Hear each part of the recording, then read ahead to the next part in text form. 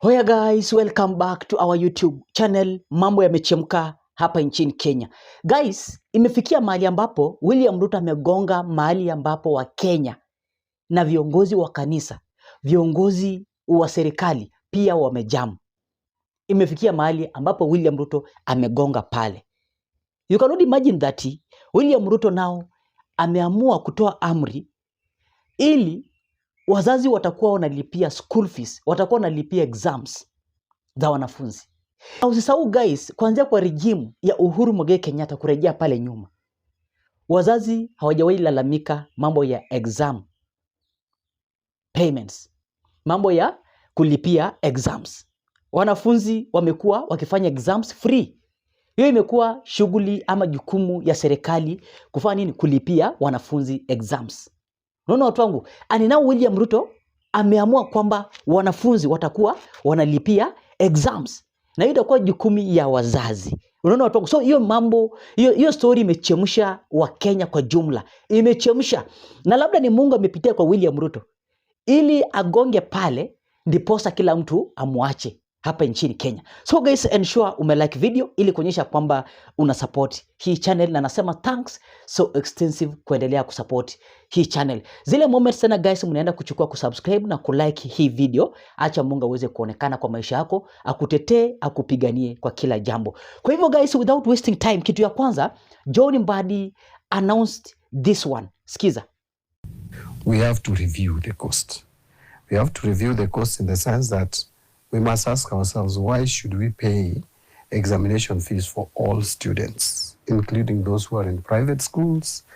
We should be subsidizing examination for those who cannot afford it, especially in the public schools. So there is a whole question of review of the concepts of paying for examination fees. But that, once it is concluded, we will make sure there is adequate and sufficient funds for examination. The other issue that we are also looking at is, why should it cost so much to do our examination? So there's a lot of restructuring of this examination fees. So there should be no panic, no worry that there is no money for education, for examinations. There will be money for examinations, only that we are changing the system and structure. When you say you will be changing the system and the structure, a lot of parents at the moment are anxious and uncertain. Could you perhaps give them assurance on what that looks like? So, in brief, what we are saying is the students will be able to do their exams without making payment for it, especially those who cannot afford. But when you look at the restructuring, the Ministry of Education is going to look at, why should we pay for those who can pay?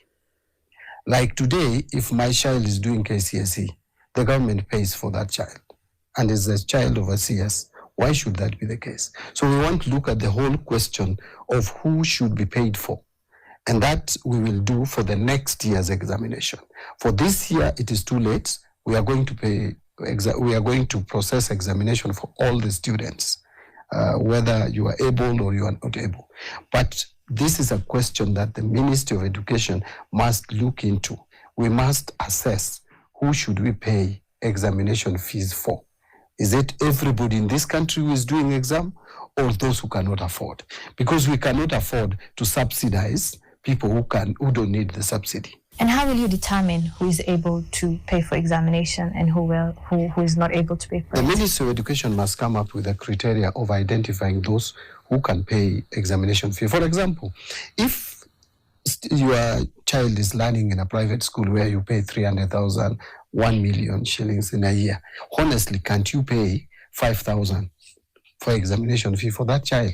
Why should you make Kenyans, taxpayers, some of whom can barely make a living, to pay examination fee for your child? You spoke that the Ministry of Education has come up with a criteria. Some might argue that education is free in Kenya and that it's not fair to segregate, make some pay and some not pay. What would be your response to that? The responsibility of the government is to ensure that all children get education.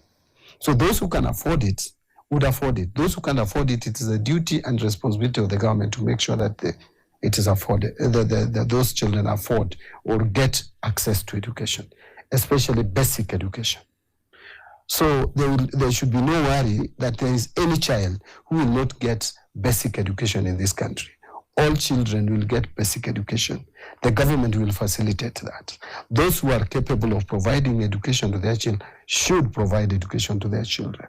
And in any case, they provide in private schools and many other places. What we are saying is when it comes to examination, why then should you surrender that responsibility to the government, yet you have taken up that responsibility and you're educating your child, you're paying for their education in those private institutions which are charging you much higher.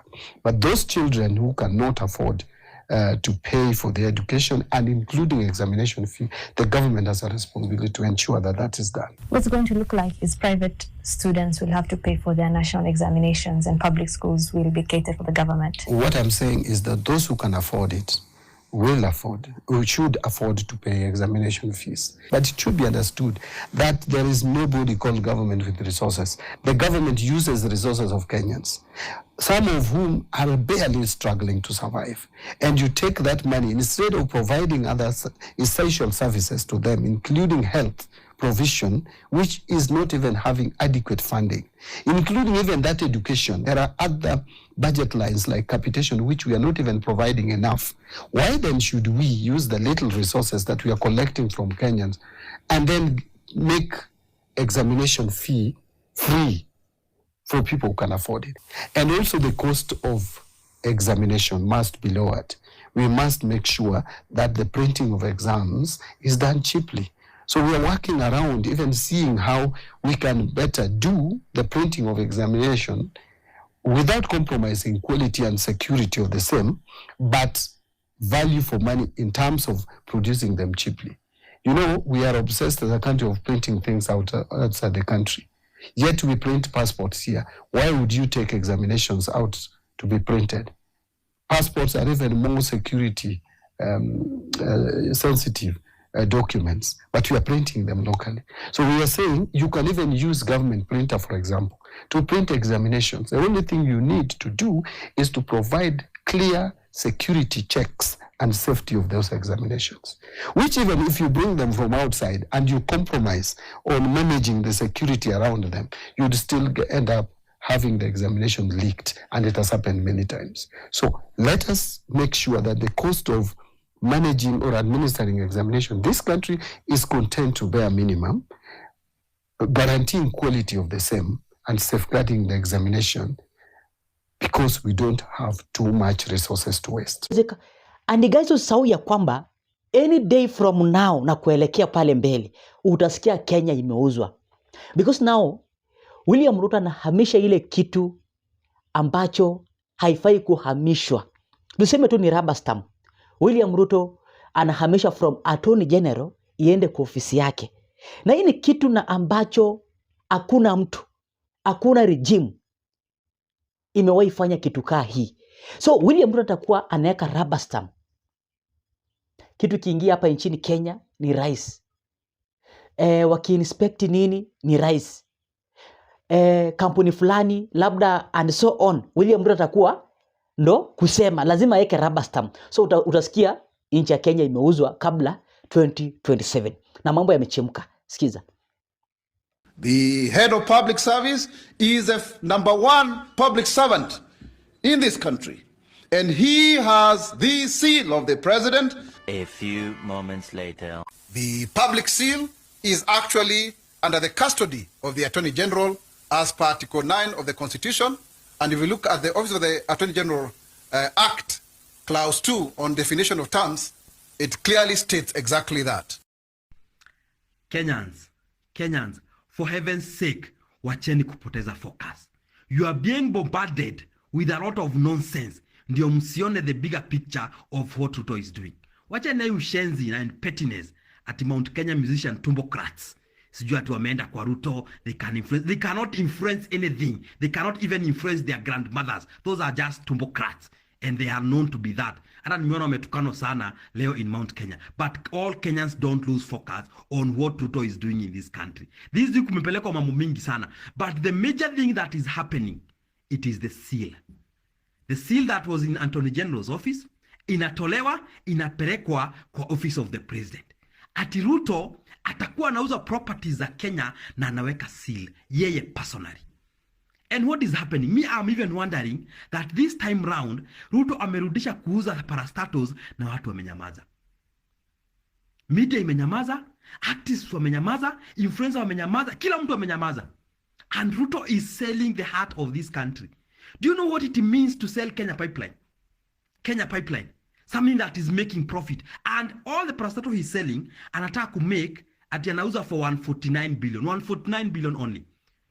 Which, vitu kama Kenya Pipeline, before profit, before tax, they are making profit of 10 billion before taxation. Kama KenGen, after tax, wana make over 5 billion. Na hiyo ndio unauza. At 1 year, Kenya Pipeline and KenGen watakuwa melipa hiyo 149 billion, unauza all these parastatals. You are selling even our port, which is the entry and exit of our country. And Kenyans are silent. Kenyans are not seeing. Umechukua mpaka seal, umeweka kwa ofisi yako, ready to stamp that you have sold all those parastatals. And we know you are not selling them. You are the one who is buying them. Hizi mambo wanakuanza na Kenya Pipeline, Ruto ameimezea mate tangu venye aliingia siasa. Siku yake ya kwanza kusimama kwa koti, alikuwa naiba shamba ya Kenya Pipeline. Here is the evidence. This is Ruto. Ameloka kwa koti, shamba ya Kenya Pipeline. It's the one who is buying all these things. Na that's why amepeleka seal kwa ofisi yake. And me, I don't care all these other parastatals. Hizo tutarudisha. But let me tell you guys, let us be careful because of our port, Kenya Pipeline and KenGen. Hizo wasiguze. Venye tulifukuza Adani, nobody should touch those ones. That is the heart of this country.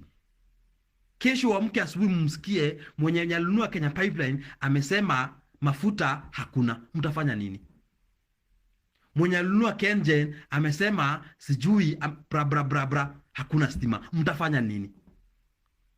Kenya Ports is the entry of our country. You have given it away. What is happening with this guy surely? And Kenyans mmenyamaza. Wengine mnalipo pesa 50,000. Mnaenda kumwimbia huko ati two term nonsense. This guy will go home. Hizo pesa mnalipo huko and then mwambie aweke vaccine na alipe exam kwa mashule. That's all Kenyans want. Na wache kuinterfere things that have never been sold with by Kenyatta, by Moi, by Kibaki, by Uhuru. They have never even interfered with them because that is for generation, for posterity. And now he's selling them. He's selling everything. Na nyinyi mko hapa two term. Because what is wrong with you people? Na mnakuwa confused na ujinga ati some pettiness juu ameenda wapi and they cannot influence anything. That is nonsense. Guys, open your eyes and see what is happening in our country. Ruto can buy everybody with our taxes. But na hiyo kubai kila mtu watenda nyumbani wote. And I'm telling him, he can buy all the influencers, all the musicians, all the pastors. But we remain as a Gideon army. Gideon army. People who will be principled and determined to make sure Wakenya wamejua ukweli what is happening. Kenyans don't lose focus on that. Kama unavyojua mimi siongeangi sana. Hapa inasema nini? Ruto seal grab. Na kuangalia what is a seal? What is a seal? Unaona inasema raw power, quietly passed law transferring public seal, a symbol of government. Yani unachukua rubber stamp. Rubber stamp ile inasilingi deals Kenya. Yani ile stamp inaonyesha hizi documents ni za Kenya na kweli Kenya government imekubali kufanya biashara na country fulani. Kuna ile seal, kuna ile rubber stamp. Wacha tusome seal ni nini. The public seal. A public seal is a symbol like a stamp. Like a nini? Like a stamp. Used to authenticate official documents to represent the government. Unaona? To represent what? The government. It's a way that shows that the document is real and legitimate. Ate nini? Legitimate. Usually affixed to important papers like decrees and contracts. Unaona, contracts ni pande ya procurement. Pande ya procurement. Wacheni nizidi kuwasomea hapa. Haya, hapa inasema nini? Law signed by I am not a madman mid last year quietly moved the public seal from Attorney General's office to the President's Chief of Staff. Unaona? inatolewa kwa nani? Attorney General. Na ukiangalia kwa miaka mingi hiyo kitu ijawahi fanyika. Hakuna president ashai kuja akaondoa akaondoa seal. Seal ni kama stamp, stamp ile inakuonyesha documents ziko legitimate, ziko legit kutoka wapi? Government of Kenya. Na ukiangalia hapa, first fact where the public seal has been kept in 1920 to 2025. Ya kwanza ilikuwa na nani? Huyu I think alikuwa colonizer kitambo, government 1918 to 1920. Kuna huyu mwingine Sir Newton 1955 19 ndo tupate independent. Sasa ikakuja kwa Charles Njonjo, ikakuja kwa Amos Wako 1991 to 22, ikakuja kwa nani? Githu Muigai. Tunaona de tarehe. Sasa ikakuja kwa Justice Muturi mpaka 2024. Huyu akanyimwa, huyu akaambiwa, huyu sasa ndo I think walisign hiyo law hapa, G denied custody of public seal.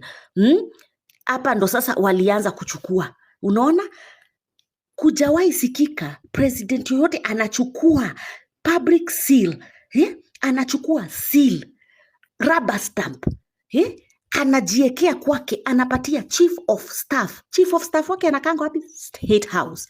Haya, watu kuna hapa tu, yani lawyers, scholars and leaders want the move could undermine legal safeguards. Unaona, ita undermine legal safeguards, ita weaken institution. Yani utafanya biashara juu government imechukua rubber stamp. Hiyo ndio itakuwa itafanya procurements, itakuwa inakuja inaangalia, ina create problem, alafu hiyo inaleta solution, na solution ikileta I involve companies zingine. Unaona, it will weaken institution, checks and expose the country to questionable government deals. Deals zinaenda kufanywa hapa, ndo nawaambia, questionable deals that will waste taxpayers resources, breed corruption, harm trust, discourage investment and deepen. Pia nasikia hata sijui. Unaona, government itakuwa yani deals zile zinafanywa huko nje. Yani sasa amechukua hiyo rubber stamp, atakuwa anazurura nayo deals yani mutaamka siku moja mpate Kenya imeuzwa na huyu madman. Mutaamka siku moja mpate Kenya imeuzwa na rubber stamp ilishawekwa imewekwa seal ishawekwa Sasa hiyo, this is regarded unconstitutional. Na unapata Justice Muturi anasema aliondokea juu siku ile alikuwa Dubai, walikuwa na force atengeneze deal. Hii deal ya bila kuweka hiyo seal. Akaona hapana. Mimi si sign chochote. Unaona? Sasa madman amechukua rubber, I am not a madman, amechukua rubber stamp, ameenda ameweka kwa State House. Sasa atakuwa anatembea nayo, anaweka laws zake. Kama ni biashara ana weekend, kama ni investors wezi kuja kuinvest juu sasa procurement ni yeye, buyer ni yeye, seller ni yeye. Mimi hata nimechoka. I'm not a madman. Kwani mimi ni wazimu niuze airport? Yani mimi naweza nikakuwa wazimu niuze airport? All of a sudden airport was going. All the things that Ruto alikuwa na deny, they were all going until the Gen Zs had to intervene. So now, last year, through a secret bill that was passed by the parliament, by who? By parliament. Yani, the parliament is full of scholars, some of them.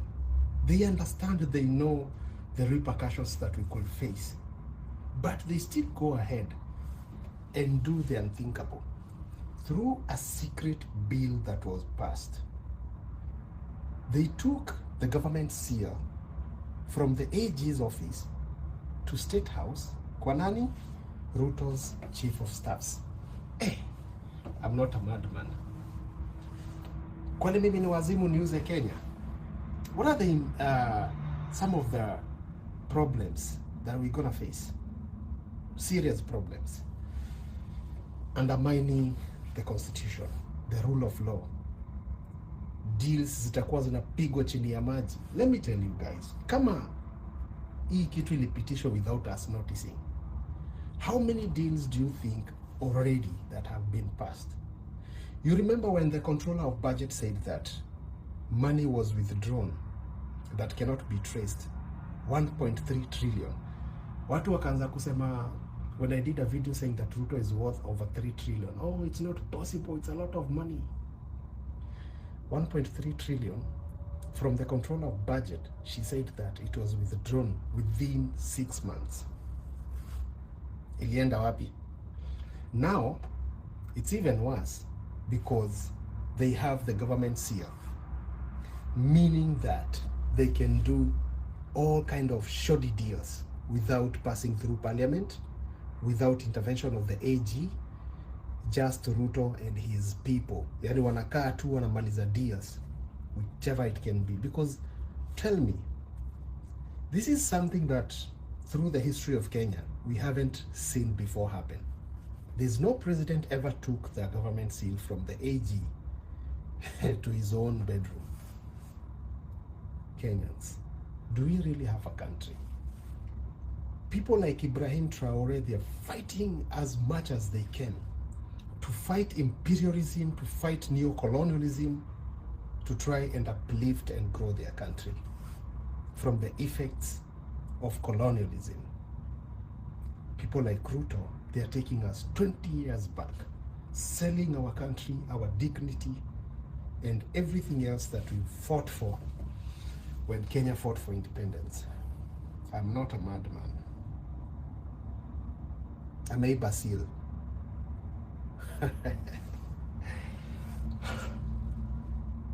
The things that we are going to face.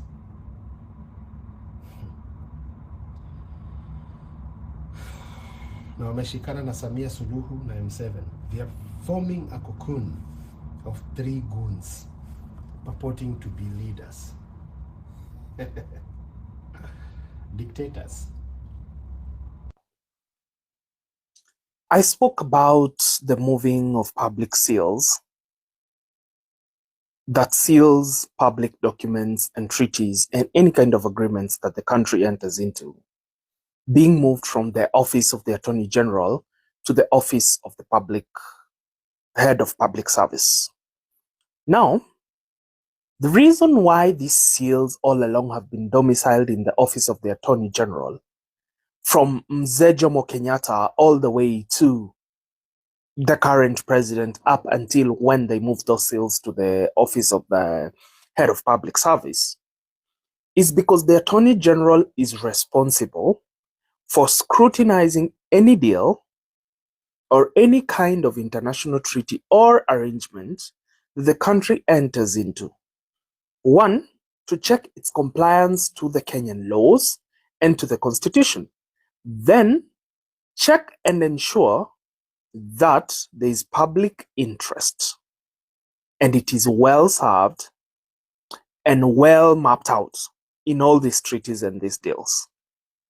Now, no other president has ever moved these seals from the office of the Attorney General because he is the chief legal advisor to the government to ensure that the government does not do anything illegal or does not enter into deals that actually disadvantage the citizenry and their interests. All treaties become official and all agreements become official once sealed with a public seal. So it is only the Attorney General who previously could seal these documents after scrutinizing them and ensuring that they are compliant with the Constitution and are compliant with the interests of the nation and the people. This moving to the office of head of public service is a very dangerous precedence. This has never happened before.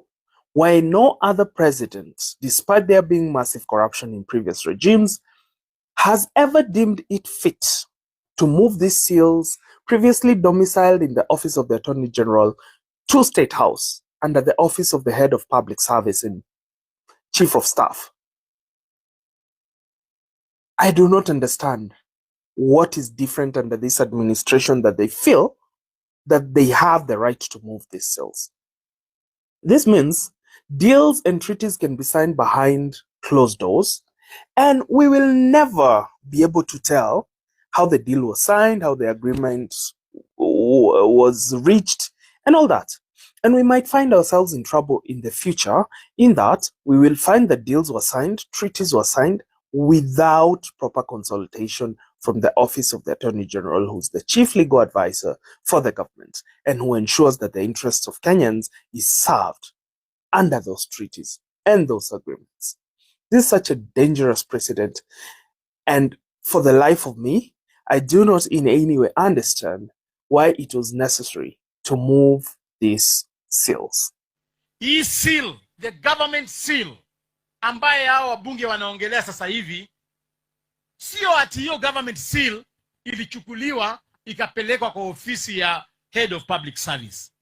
La, hiyo government seal walingoja Attorney General ametoka kwa ofisi, wakaenda usiku, wakafungua, wakabeba seal ya government. Yani wanajiibia hata hao wenyewe. Ati serikali inaibia serikali. Hiyo seal sio Attorney General alibeba akapeleka kule, waliiba usiku kwa ofisi ya Attorney General. What kind of a government is this? Na kazi ya hiyo seal ni kuweka muhuri any agreement.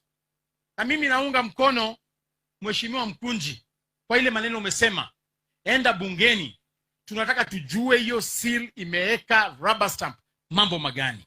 Lakini mimi tayari nishaambiwa zile deals ambazo zimewekwa.